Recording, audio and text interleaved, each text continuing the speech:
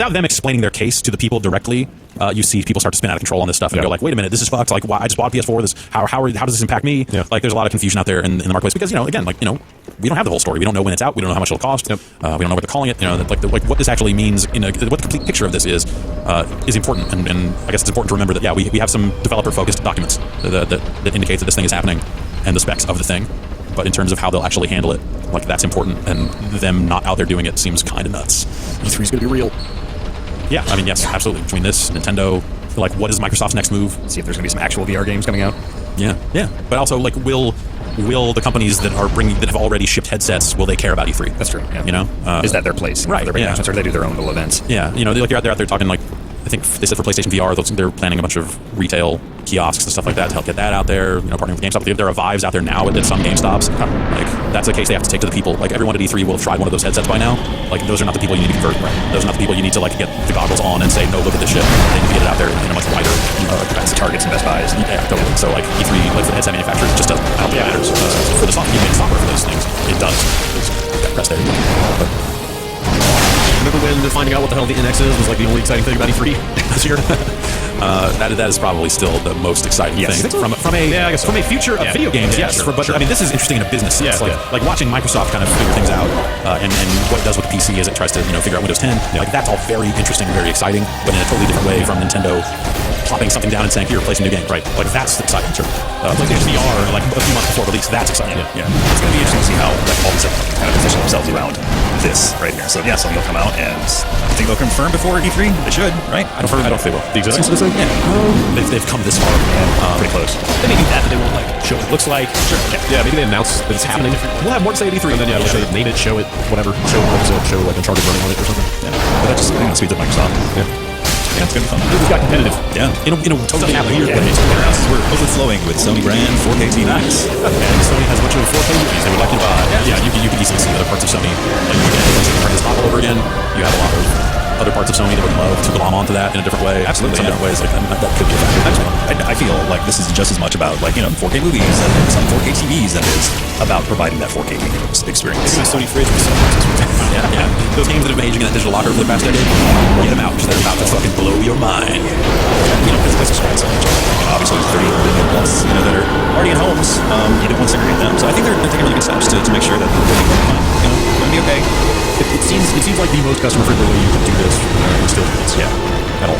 But that's still no need to much for this. It doesn't undercut the reasons why you want to get one. Because why wouldn't you want to just go all the way? Yeah. There's people who come and like the story going like, I just bought my PS4 last month. Like, thanks. But like, to the people that buy one of the new ones, are they then going to be mad because they'll feel like their games are being held back by having to support this outdated hardware? Like, this gets ugly. Yeah, this is like half person, half not situation.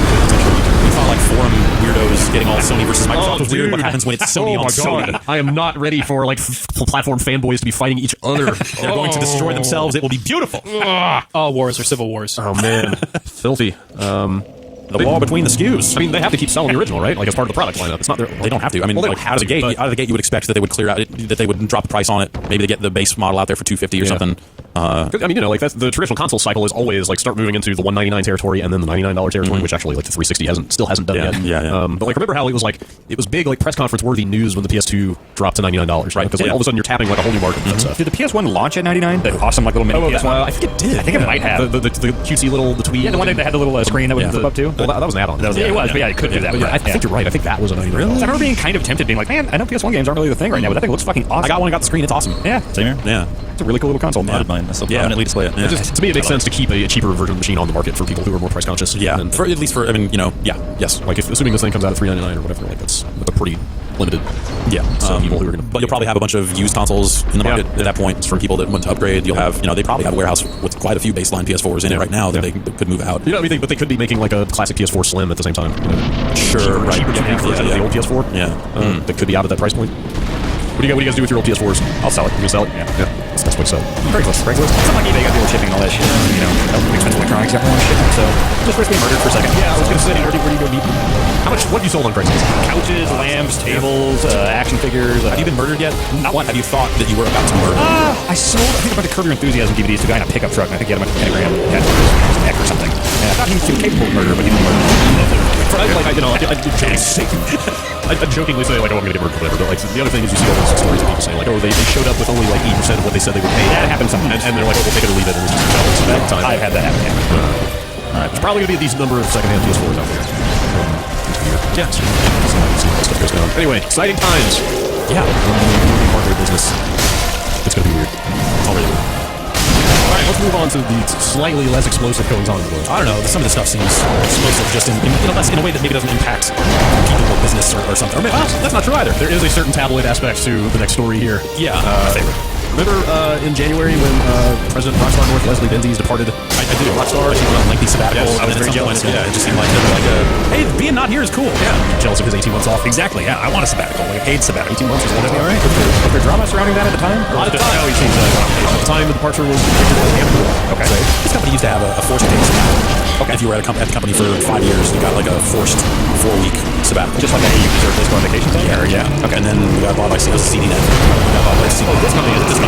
Yes. Oh, okay. There we go. This was 2 4 acquisitions. Yeah. Oh, okay. Because I was Joe Fielder got to go on a sabbatical, and by the time I got eligible for sabbatical, we got bought, and I was to do it. I also worked 5 years at CNET. All right.